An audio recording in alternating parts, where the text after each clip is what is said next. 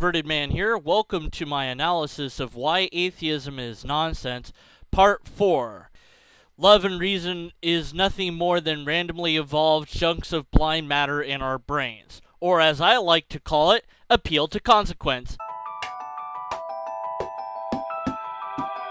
Before I got to the point that I could really start researching faith with an open mind, something had to happen. And for me, that occurred after my first child was born. You know what else can happen after birth? Postpartum depression. You know what that has to do with anything? Nothing. It's just part of their story here. But we're going to ignore all the things that go along with birth, all the different hormones that could be firing off and distorting the way that she thinks about reality. We're just going to ignore all of those things and just listen to her story. After all, it's not like she's being paid to just say these lines, right? I looked down and thought, what is this baby? Hi, Mommy. I have a question. Why is your hair red and then it's blonde? I don't understand what's going on. Mommy, why don't you know what I am? I'm a baby. Don't you know what a baby is? No? Okay. I have a stupid mommy. And I thought, well, from a pure atheist materialist perspective, he is a collection of randomly evolved chemical reactions. Does anyone believe her story at this point? Someone out there, I think, is raising their hand saying, oh, I believe her story because I'm gullible. No one thinks like this. I know that's a strong statement to make. Maybe I should modify it if I wanted to use it in an argumentation sense. Who, I would say, thinks like this? Really? Who looks down at their child, I don't care what your view is of reality, and says, oh, this is a randomly evolved chemical reaction? Who does that? Not even the most scientific person does that. And I realized if that's true, that all the love that I feel for him, that it's all nothing more than chemical reactions in our brain. And we're back. Appeal to consequence. If X is true, then Y must be true. I don't like Y, therefore X cannot be true. And now for the smartest dumb guy on the planet, John Lennox. Because their worldview is that human intelligence is simply the product of a mindless, unguided process.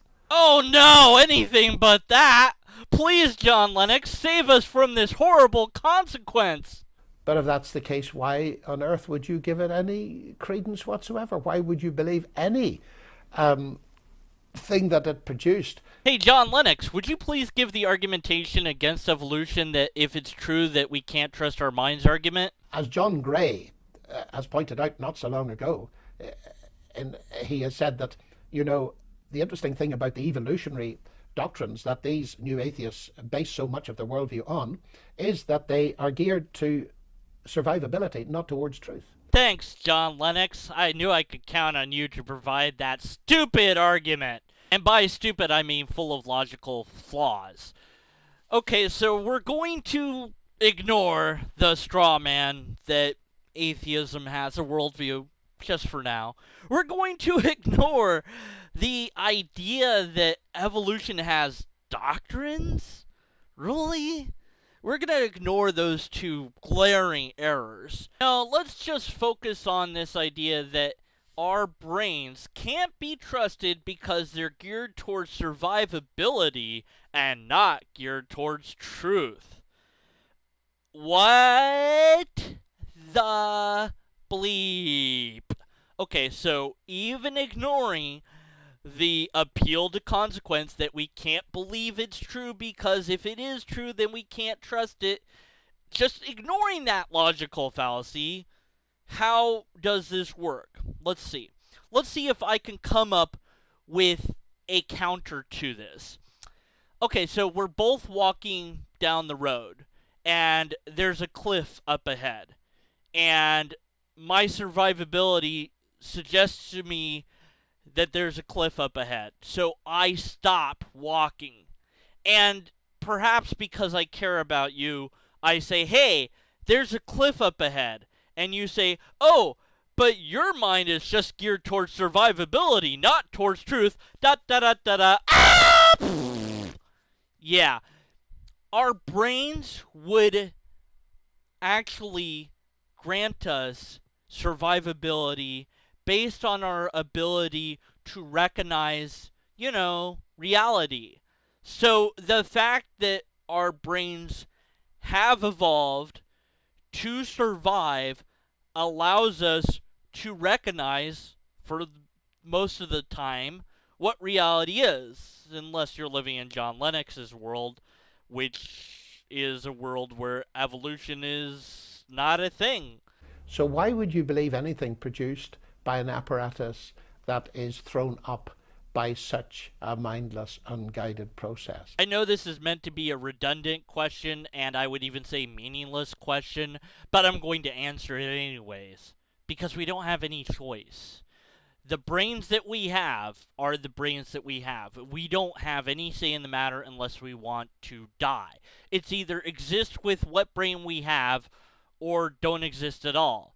Given the choice, I'd rather exist. It's sometimes hard to exist. I have issues with my brain and the way that it functions. I wish that it would function a different way, but it doesn't function a different way. I would love to have abilities that I don't have, and some abilities I can get by learning and some I'll never gain. But it's mine and I'm stuck with it. I don't have a choice in the matter. I can't just say, oh, well, I don't want it to be that way, so it's not really that way. I'll just pretend like it's not really that way because I really don't want it to be that way. The atheists are coming very near to being guilty of blind faith. Hey, remember that video that I made where I asked that question if faith was a good or bad thing? Yeah, if you don't remember, there's a link in the description of this video that will lead you to that video. But anyway, so John is saying, oh, blind faith, that's bad, because we all know Christians don't have blind faith, right? That would be ridiculous. When they trust the human mind for which they haven't a shred of evidence on their own hypotheses. Hey John, could you provide us a list with atheists that have these hypotheses and demonstrate your claims to be true? Can you do that, John? No? You're just going to pretend like we will accept what you just said? Okay, I guess, Alright, so you're just going to say stuff and not support it. I could do that too, but alright, John. Let's just pretend that there is an atheist, or more than one. Let's just say that every atheist has published a hypothesis that said what you just said that we said. Let's just pretend that we all did that. Let's just pretend that because we care about what is true, that we submitted that and it survived the rigors of science, and it did so because it was true. And the conclusion is that sometimes we can't trust our brains. Most of the time we can, but there are times we can't. Would you reject that conclusion because you don't like it? Would you reject that conclusion because atheists published it? Would you reject that conclusion because it doesn't fit with your worldview? Just want to know. In their own worldview, that it should be considered as reliable. Once again, atheism does not have a worldview, although a single or many atheists might have their own individual worldviews. Atheism as a whole has no worldview, making this a straw man. Okay, so we're going to go ahead and cherry pick something out of The God Delusion written by Richard Dawkins. And we're going to pretend like Dawkins is arguing in favor of the theistic side somehow because we've cherry-picked what Dawkins is saying. Because we're tired of cherry-picking what, Darwin said. Why not pick on Dawkins? Dawkins doesn't represent all atheists, nor could he. I don't care what Dawkins said in what book. And more so, I don't care because you took it out of context. So who knows what he said before and after that. Total number of logical fallacies is 14. So let me see if I have this argument correct. Due to straw man 1, we can't believe evolution is true due to John Lennox's appeal to consequence and other logical fallacies, and because of these logical fallacies, therefore, atheism is nonsense. Did I get that right? I guess. So, if that's the argument, and I'm guessing that's what it is, because there's no other argument in this video other than let's try to suggest that evolution is false. And even if evolution wasn't true, which all this corroborating evidence would have to also be false somehow, which means that all of the evidence that we have gathered is somehow in error. I don't know how that could be, but okay, why not? Even if that was the case, it's not, but let's just live in the bizarro world. Why not? Even if that was true, you could still be an atheist, and it still wouldn't be nonsense. At least there's no argument that would tie those two things together. But let's take it even a step further. Let's pretend that we live in a bizarro world where God is overwhelmingly evident, that God is visible auditorily, visually. We can smell God. Maybe he smells nice. We can hear God. We see him every day. He's either floating around in the sky or whatever. I don't know. But there's overwhelming evidence. Scientists agree that God exists. And in this weird world, someone wants to be like, no, I don't believe. Meh. That would be nonsense. That would be foolish. It would kind of still be foolish in a slightly different world where maybe it wasn't fully understood what God was by many people. Maybe because God was such a weird, difficult concept to learn about, that scientists did agree majority-wise that God was real, and there was overwhelming evidence, but because people didn't really understand it, that some people doubted this evidence. It wasn't a lot of people, but it was a vocal minority of people, and we'll just say that these people were kind of charismatic about their unbelief about God. Even in spite of the overwhelming evidence for God, it's just they don't want to take the time and trouble to learn all the how to understand God bits.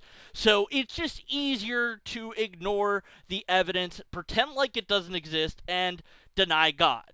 Those people would be ridiculous, wouldn't they? In this scenario, wouldn't you agree?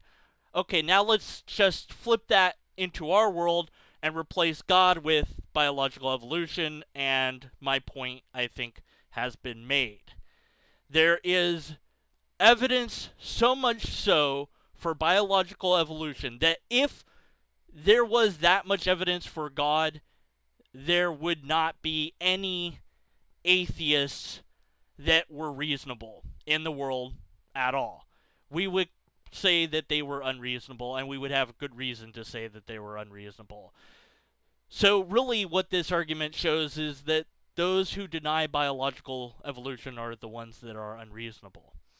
And I would also add that doing that harms your religion. It doesn't help it at all. Because you've basically said, I'm rejecting science, and that you too need to reject science to join my club. I'm sorry, I'm not going to join that club. I don't want anything to do with that club. You know what, though? There's this group in New York who believes the Earth is flat. You can go join them and have a great time believing in nonsense. Thank you for listening, and as always, unless until we have a logically coherent argument, we have to be skeptical of the conclusions.